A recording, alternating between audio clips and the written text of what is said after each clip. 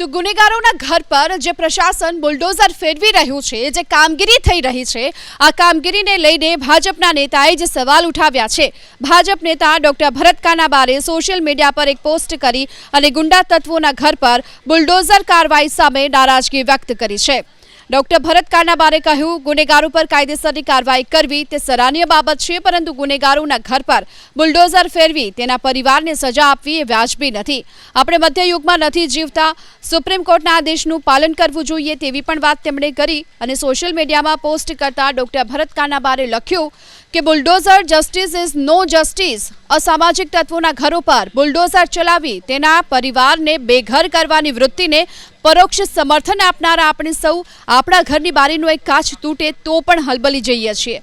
ચોમાસામાં છત પરથી ક્યાંક થોડું અમથું પાણી જો આવતું ટપકતું હોય તો જેમની ઊંઘ હરામ થઈ જાય છે, તેવા આપણે સૌ કોઈ ગરીબના ઘર પર છત જ ન રહે તો જોયા પછી પણ નિરાંતે ઊંઘી શકીએ છીએ.